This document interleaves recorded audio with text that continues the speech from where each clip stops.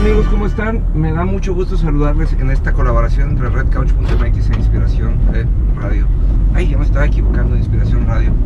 Y bueno, estaba reflexionando acerca de cosas que hemos escuchado repetidamente en la iglesia, que seguramente hemos leído en la Biblia, pero que no terminamos de entender. Fíjese lo que dice la palabra, que Jesús es el consumador de la fe.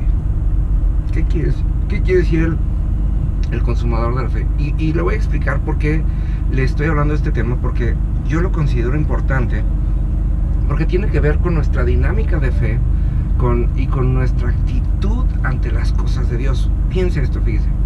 Consumador quiere decir alguien que ya hizo.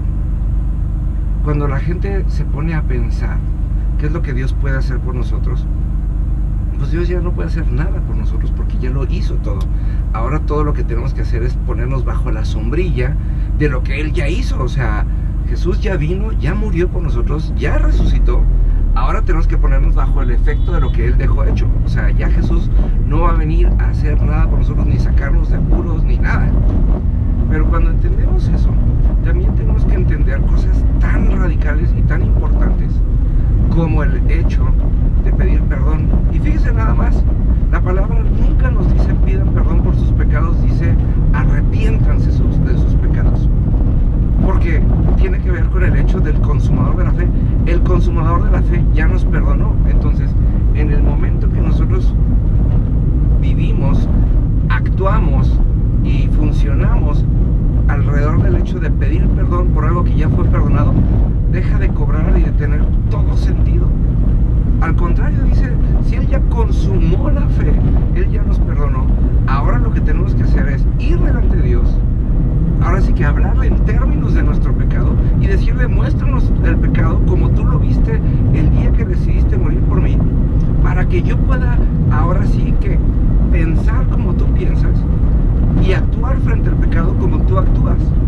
Porque pedimos perdón como si nos pudiéramos librar en esta ocasión de algún pecado, pero no pedimos perdón con la conciencia de tener una actitud de cambio. Porque si fuéramos a cambiar no necesitaríamos pedir perdón. ¿Nunca se ha puesto a pensar cómo pedíamos perdón cuando éramos niños? Mamá, perdóname, te lo prometo que voy a cambiar. Ni siquiera teníamos una idea de cómo cambiar. Ni siquiera teníamos una idea de cómo comportarnos de manera diferente. Es más, ni siquiera teníamos una intención verdadera. Todo lo que queríamos en el momento era librarnos del regaño o de las nalgadas. ¿Se ha puesto a pensar en eso? Y cuando pedimos perdón delante de Dios, y piensa esto, no estoy hablando de un tema doctrinal, estoy hablando de un tema de conciencia. Cuando pedimos perdón delante de Dios, no, es inaudito.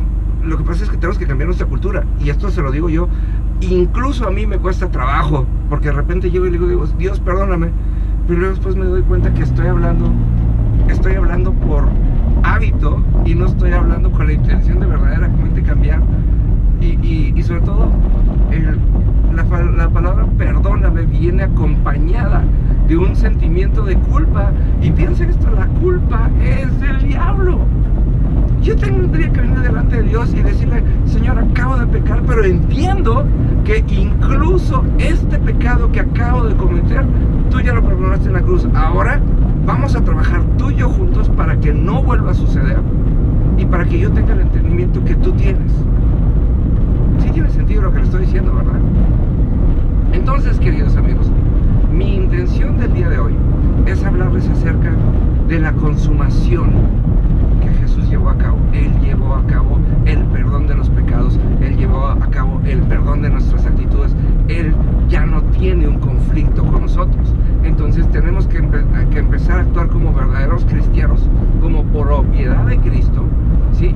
Y dejar de tener un conflicto con nosotros y empezar a tener un conflicto con el pecado, porque esa es la diferencia. Es que cuando pedimos perdón tenemos un conflicto con nosotros y no con el pecado, porque ahora sí que nos vemos como parte del problema, pero el problema estaba ahí desde antes, se llama pecado y es de Satanás, y nosotros hemos sido comprados con precio de sangre y ya no somos nuestros, sino somos de Jesús, que nos compró, y tenemos que empezar a vivir como propiedad de alguien más, con la conciencia